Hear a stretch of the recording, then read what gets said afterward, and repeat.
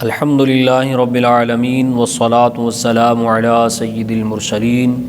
وعلی آلہ واصحابہ اجمعین، اما بعد، اعوذ باللہ من الشیطان الرجیم، بسم اللہ الرحمن الرحیم۔ معزز سامعین و حاضرین و ناظرین، آج آپ سورہ توبہ کی آیت نمبر 30 سے ترجمۃ القرآن اور مختصر تفسیر سماعت کریں گے۔ اس آیت میں یہودیوں اور عیسائیوں کی بے دینی کی تفصیل بیان کی گئی ہے۔ فرمایا وقالت الیہود عزیر ابن اللہ وقالت النصارى المسیح ابن اللہ، اور یہودیوں نے کہا عزیر علیہ السلام اللہ کا بیٹا ہے، اور عیسائیوں نے کہا مسیح علیہ السلام اللہ کا بیٹا ہے۔ ذالک قولہم بافواہہم، یہ ان کے اپنے منہ کی کہی ہوئی باتیں ہیں، ان کی کوئی حقیقت نہیں ہے۔ یضاہئون قول الذین کفروا من قبل، یہ پہلے کافروں جیسی ریس کر رہے ہیں، یعنی پہلے جو کافر گزر گئے ہیں ان کے قول کی، ان کے عقیدے کی یہ نقل کر رہے ہیں۔ قاتلہم اللہ انا یؤفکون، اللہ انہیں قتل کرے یہ کہاں بہہ کے جا رہے ہیں۔ اس آیت میں اہل کتاب کے اندر جو بدعقیدگی تھی ان کا ذکر کیا گیا ہے۔ پچھلی آیات میں ہم نے دیکھا اور پڑھا کہ مشرکین کو یہ ان کے عقیدے ظاہر کیے جا رہے تھے، ان کی باتیں ہو رہی تھی اور ان کے کفر کی بات ہو رہی تھی۔ یہاں اہل کتاب کے عقیدے کو ذکر کیا گیا ہے کہ در حقیقت میں اہل کتاب بھی اللہ کے منکر ہیں،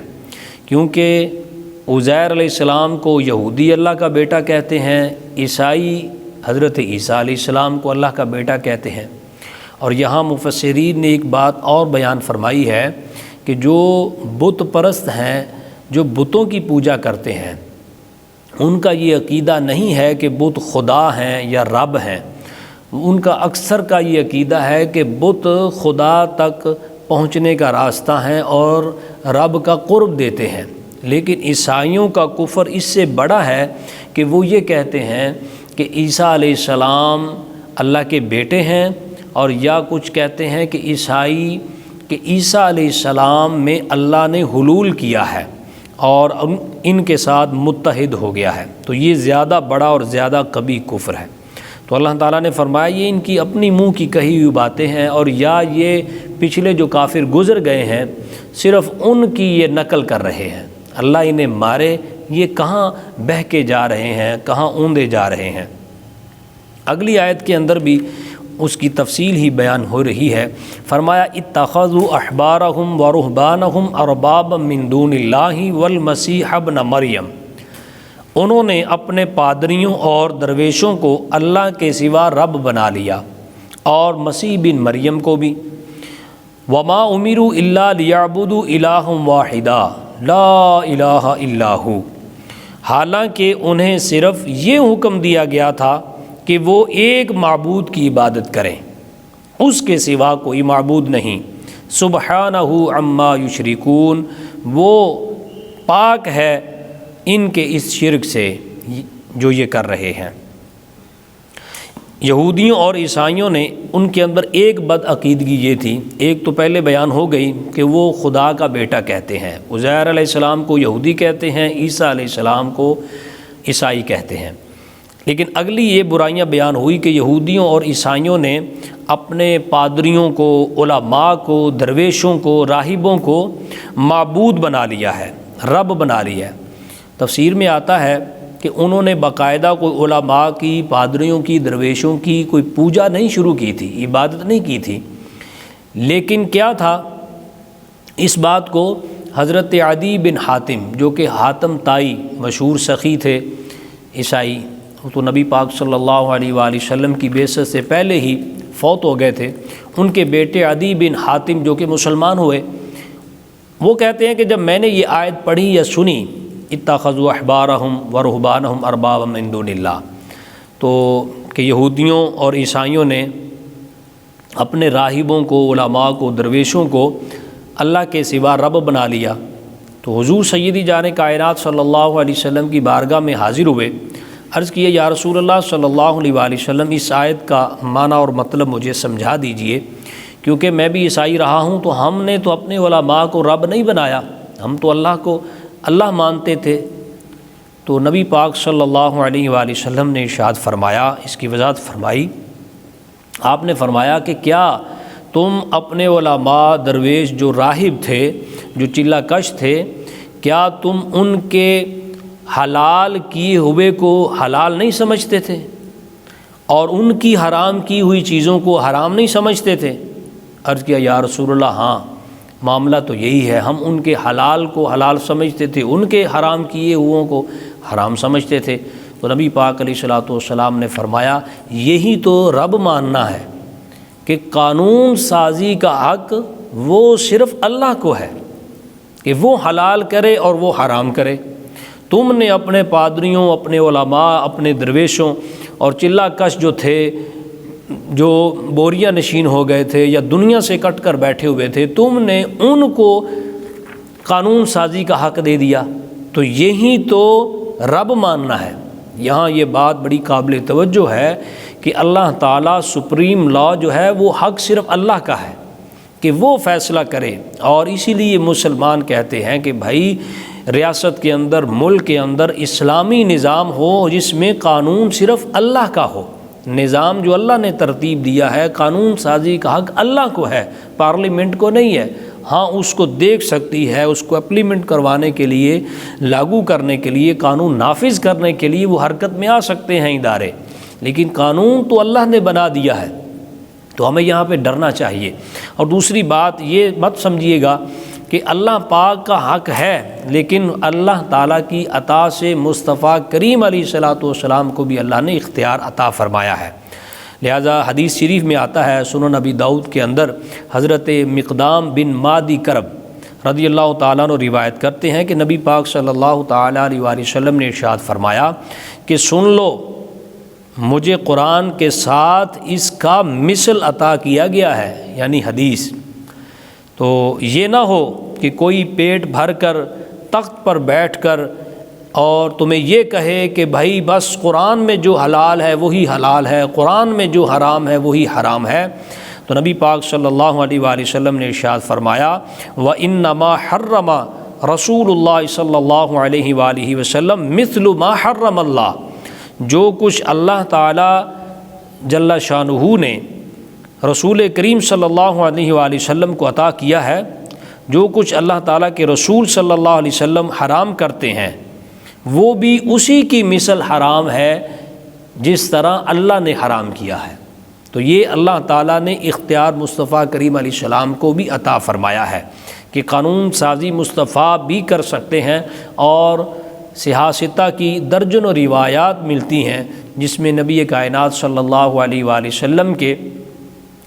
آپ نے اللہ کے دیے ہوئے اختیار کو استعمال کیا ہے، جس میں حضرت خزیمہ کی گواہی والا واقعہ ہے۔ حضرت مولا علی کو جنابت کی حالت میں مسجد میں آنے کی حضور نے اجازت عطا فرمائی ہے۔ اسی طرح ایک صاحب جو روزہ توڑ بیٹھے تھے، ان کے کفارے کو حضور علیہ الصلوۃ والسلام نے اپنے اختیار کے مطابق مسئلہ بتایا اور ان کے کفارے کا حل وہ پیش فرمایا۔ تو اس طرح کی درجنوں احادیث ہمیں ملتی ہیں۔ حضور سیدی امام اہل سنت امام الشاہ احمد رضا خان فاضل بریلی رحمۃ اللہ علیہ، آپ اپنے فتاوی رضویہ شریف کے اندر ایک کتاب ہے الامن والعلا، اب وہ علیحدہ بھی مارکیٹ میں مل جاتی ہے، اس کے اندر آپ نے درجنوں ایسی احادیث ذکر کی ہیں کہ مصطفیٰ کریم علیہ الصلوۃ والسلام دافع البلا ہیں، اور دافع البلا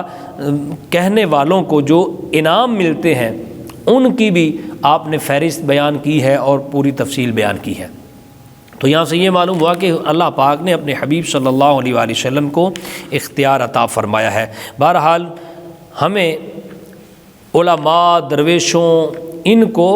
اللہ کا مقبول اور محبوب سمجھنا چاہیے، اور حلال و حرام کے اندر ہمیں صرف اللہ اور اس کے رسول کی طرف رجوع کرنا چاہیے۔ اگلی آیت میں دین کا چراغ روشن رہے گا، اس کا ذکر ہے، اور رسول اللہ صلی اللہ علیہ وسلم کی بعثت کا مقصد بیان ہوا ہے۔ فرمایا یریدون ان یطفئوا نور اللہ بافواہہم ویأبی اللہ الا ان یتم نورہ ولو کرہ الکافرون۔ فرمایا یہ چاہتے ہیں کہ اپنے منہ سے اللہ کا نور بجھا دیں، حالانکہ اللہ اپنے نور کو مکمل کیے بغیر نہیں مانے گا اگرچہ کافروں کو ناپسند ہی ہو۔ هو الذی ارسل رسولہ بالہدی ودین الحق لیظہرہ علی الدین کلہ ولو کرہ المشرکون۔ وہی ہے جس نے اپنا رسول ہدایت اور سچے دین کے ساتھ بھیجا تاکہ اسے تمام دینوں پر غالب کر دے اگرچہ مشرک ناپسند ہی کریں۔ یہاں سے یہ بات ہوئی کہ یہ منہ سے بجھانا چاہتے ہیں، کیونکہ یہودیوں کی عادت تھی کہ وہ سامنے نہیں آتے تھے، سازشیں کرتے تھے، تو اللہ نے فرما دیا کہ تم یہ کیا کرتے ہو، تمہارے منہ کی پھونکوں سے یہ چراغ جو ہے یہ بجھنے والا نہیں ہے۔ اور مولانا ظفر علی خان صاحب نے خوب کہا تھا، آپ کہتے ہیں کہ نور خدا ہے کفر کی حرکت پہ خندہ زن، پھونکوں سے یہ چراغ بجھایا نہ جائے گا۔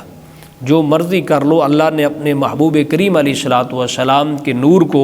آپ کے فیضان کو پوری دنیا میں پھیلانا ہے اور غالب کرنا ہے۔ اور حضور علیہ الصلوۃ والسلام کے آنے کا جو مقصد، ایک تو بنیادی مقصد ہے نا کہ انذار کرنا، تبشیر کرنا، تبلیغ کرنا، دعوت دینا، ایک یہ ہے کہ تکمیل دین کرنا، کہ حضور دین کی تکمیل کے لیے آئے تھے۔ ختم نبوت کی یہ بات ہو رہی ہے کہ نبی کائنات صلی اللہ علیہ وسلم کے بعد اب کوئی نبی نہیں آئے گا، قیامت تک مصطفیٰ کریم علیہ الصلوۃ والسلام کے دین نے چلنا ہے،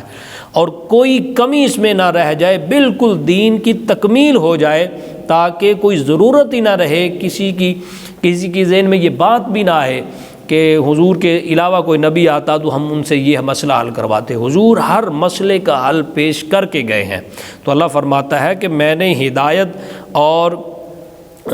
دین کے ساتھ، یعنی دین حق کے ساتھ جو ہے بھیجا ہے، اس کو مکمل کرنے کے لیے تمام دینوں پر یہ غالب ہے، اگرچہ مشرک ناپسند کریں۔ تو حضور علیہ الصلوۃ والسلام کے یا نہ تو فضائل کم ہو سکتے ہیں، اور نہ ہی قرآن مجید کا نور کم ہو سکتا ہے، نہ ہی اسلام کی حقانیت جو ہے وہ مٹ سکتی ہے۔ تو امام اہل سنت نے اس پر بھی خوب کہا تھا کہ مٹ گئے، مٹتے ہیں، مٹ جائیں گے عادا تیرے، نہ مٹا ہے نہ مٹے گا کبھی چرچا تیرا، تو گھٹائے سے کسی کے نہ گھٹا ہے نہ گھٹے، جب بڑھائے تجھے اللہ تعالی تیرا، رہے گا یوں ہی ان کا چرچا رہے گا، پڑے خاک ہو جائیں گے جل جانے والے۔ اللہ تعالیٰ ہم سب کو قرآن مجید کا نور نصیب فرمائے، آمین بجاہ النبی الامین۔